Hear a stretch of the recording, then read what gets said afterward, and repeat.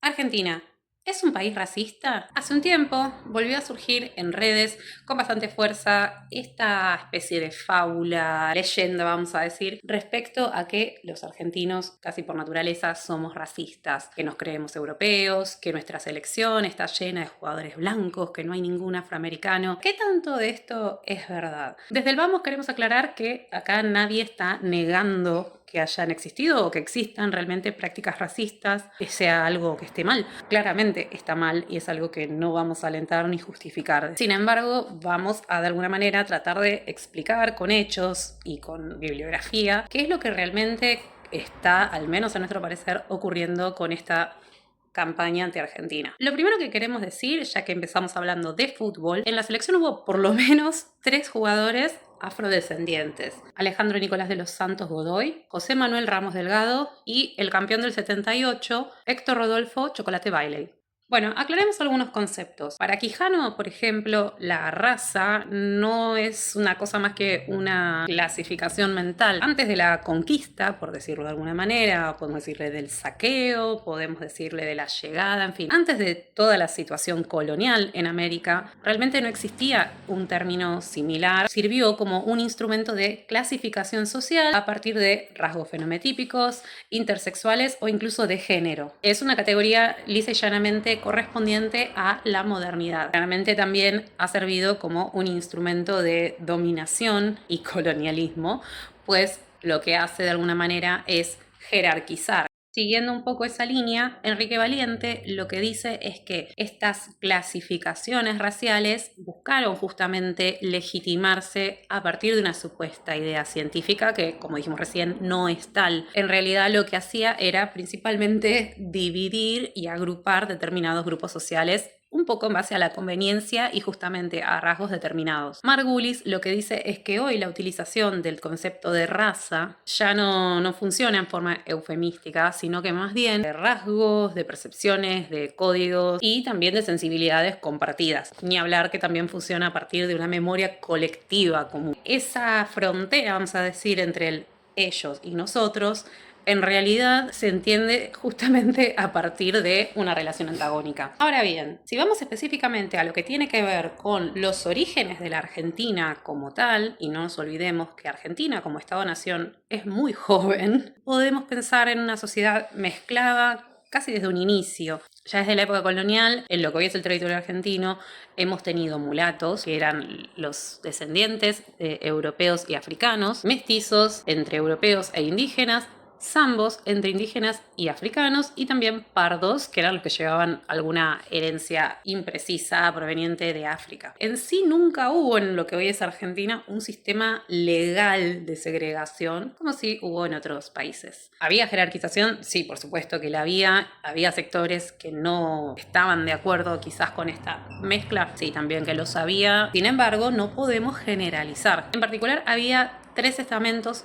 jerárquicos sociales que iban de arriba hacia abajo y que se dividían en nobles, en el clero y la gente común. En ese sentido podemos hablar casi de un régimen de castas, y cuando hablamos en particular, por ejemplo, de los españoles que vinieron a este territorio, no siempre vinieron aquellos de buen pasar, al contrario, venían aquellos que tenían o alguna causa previa o que eran de un origen muy pobre, en fin, venían a hacer la América. También estaban los criollos, ya considerados españoles, pero unos españoles clase B, porque eran aquellos ya nacidos en territorio americano. Los mal llamados indios también existían, que en muchos casos, esto a veces se omite también, tenían algunos privilegios en el menor de los casos desde ya, porque para justamente asegurar su supervivencia tenían que pactar con algunos sectores peninsulares. También podía, si no, haber una guerra abierta defendiendo justamente su tierra, porque eran los verdaderos dueños de la tierra. Y finalmente venían los esclavos de origen africano. Ahora, hay que aclarar que los esclavos en general tenían incluso más privilegios que los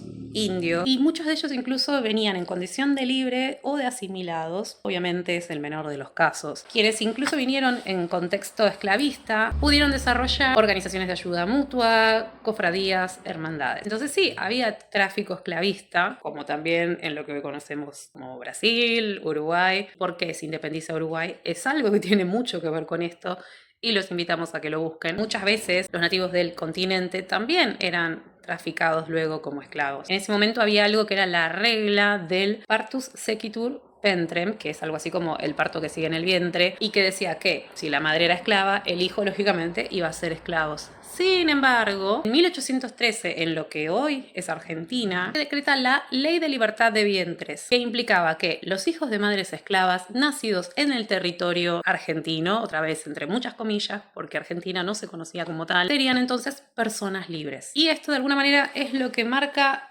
el principio del fin de la esclavitud en nuestro territorio. La esclavitud se abolió definitivamente recién en 1853 con la sanción de la Constitución Nacional. Otra cosa interesante para decir es que, a diferencia de en otros países, el matrimonio interracial no estaba prohibido en Argentina, ni siquiera estaba penalizado. Tampoco ocurría lo mismo teniendo en cuenta otros grupos étnicos o sociales. Pero bueno, vamos a hablar de Europa. La segregación racial podríamos decir que dejó de existir después de la Segunda Guerra Mundial. A principios del siglo XX, por ejemplo, las ideas de Francis Galton de Reino Unido y de algunos intelectuales escandinavos postulaban que las personas no blancas, pobres y discapacitadas poseían genes inferiores, es decir, que de alguna manera amenazaban la pureza de sus naciones. En 1940, algunos antropólogos franceses, alemanes y suecos medían los cráneos, los rasgos de las personas y en ese sentido seguían jerarquizando en base al concepto de raza humana. Y también existieron casos espantosos como las leyes de esterilización forzada en lugares como en Suecia, que se aplicaban a las minorías étnicas y también a grupos sociales como pueden ser los romaníes, es decir, los gitanos, o incluso los sami, que son los lapones, y que esto de alguna manera estaba justificado bajo la idea de limpieza social y de higiene. Ahora bien, también si vamos a hablar de las cosas que hicieron los pueblos europeos en continentes como el africano, asiático, como en Oceanía, podríamos hacer una serie de videos realmente más que un video. Podemos hablar particularmente un día del Congo belga, podemos hablar de todo el desastre que hizo y sigue haciendo Francia en África y como siempre podemos hablar de Estados Unidos de América. Recién en 1964 salió la Ley de Derechos Civiles y la Ley del Derecho a Voto para todos los habitantes de Estados Unidos, es decir, para los habitantes afroamericanos, por ejemplo, recién salió en 1965. El matrimonio entre afroamericanos y población blanca estaba prohibido. También estaba prohibido para otras minorías étnicas como eran los asiáticos y los nativos americanos, es decir, que solamente existían los derechos para los blancos. Y si nos queremos poner más escandalosos, fue recién en 2022 cuando el gobierno estadounidense aprobó la ley de respeto al matrimonio que de alguna manera formalmente recién aseguraba el derecho al matrimonio a nivel federal para todo el mundo. Entonces, con todo esto, ¿qué estamos diciendo? Que en Argentina no existe el racismo, que no existió, que no hubo políticas injustas y que solo las hay o las hubo en otros lugares. O sea, no, para nada. Lo que estamos queriendo decir es que las historias se cuentan completas. Como dice Grimson, por ejemplo, las operaciones racistas en Argentina no son equivalentes a las construcciones del concepto de negritud que tienen otros países, que tienen otros contextos. Sí existe una especie de racismo residual y coloquial, incluso informal. Tiene que ver más bien con quiénes somos los argentinos como tales. Y hay que decir también que está relacionado con temas más de índole socioeconómica. De alguna manera lo que podemos decir es que a partir de esa idea los pobres siempre fueron negros en Argentina. No tiene que ver necesariamente con una cuestión de ascendencia africana. A partir de lo que fue la llamada generación del 80 comienza el mito del crisol de razas, que fue en realidad una operación ideológica que de alguna manera buscaba legitimizar más bien a uno de esos crisoles que solía ser blanco y eurocentrista. Entonces, directa o indirectamente sí, podemos decir que las poblaciones negras más pobres y que tenían rasgos no tan europeos se vieron de alguna manera más invisibilizadas. Representaban a lo popular. Y eso fue lo que empezó a tratar de dejarse atrás. Por ejemplo, para Lea Heller, el proyecto de nación hacia 1880 era justamente cuando había dirigentes con una impronta muy particular. Googleen si no saben quién es Julio Argentino Roca, imagino que deberían saber quién es. Era gente con una idea bastante más conservadora, más represiva e incluso biologicista. No nos olvidemos que a nivel global estaba muy en auge la idea del darwinismo. Estas ideas en el territorio local colonial se sostuvieron en mayor o menor medida hasta aproximadamente 1930. Todo esto obviamente fue acompañado con leyes de disciplinamiento y, como todo el mundo sabe, un fomento grande, masivo de lo que es la población europea. Y como bien dijimos al principio, todo esto también se relaciona con un ideal de sociedad moderna. Y una parte de la historia que muchas veces dejamos de lado cuando contamos la historia argentina es que la inmigración masiva en realidad respondía en gran parte a una doctrina capitalista y bastante colonial aún, que lo que buscaba de alguna forma era acelerar con mano de obra barata el proceso agroexportador. En ese contexto, el paria, el gaucho, todo lo que estaba más relacionado al territorio local o que era molesto para este ideal, sí fue perseguido y fue intentado de erradicar. Lo que son las provincias del territorio argentino no vivieron todas exactamente igual la situación. Hubo medidas realmente genocidas, como las que se llevaron adelante en la llamada conquista del desierto, o incluso antes de la generación del 80, la participación en la Guerra de la Triple Alianza, conocida también como la Guerra del Paraguay, de la que no participó solamente Argentina. Básicamente, sí, todo esto contribuyó a una modificación del paisaje social, de los grupos sociales, y hasta podríamos decir que interfirió en lo que tiene que ver con la nominación de las cosas y de los espacios. Un ejemplo es el exceso de utilización de algunos nombres, de algunos términos, o la no utilización de otros. Y también algo fundamental a entender es que nuestra historia está compuesta y escrita con un ideal de historia oficial que no necesariamente es la historia real. Hay que contextualizar que empiezan a surgir los ideales de Estado-nación, de divide et impera, que al día de hoy todavía siguen generando muchos problemas y que, como dijimos, son ideales absolutamente eurocentristas. Si nosotros le hacemos caso a Scalabrini Ortiz, a Cook o a Jauretche, podríamos incluso hablar es de una falsificación de lo que fue la historia argentina, que justamente adhiere a lo que fue la victoria en la batalla de Caseros, es decir, al grupo que ganó esa batalla y que se encargó de escribir lo que sería nuestra historia, y que en realidad lo que busca es una reescritura del pasado con la intención de dominar y de mantener ciertos intereses incluso en el presente. Como diría Benjamin, la historia no es neutral, sino que es una recuperación selectiva y cargada de sentido político. Pero bueno, volvemos un poco a la actualidad. La llamada campaña anti-argentina de la actualidad, por favor no la confundamos con la campaña anti-argentina que en los años 70 el gobierno militar decía que había. En ese momento no era tal cosa.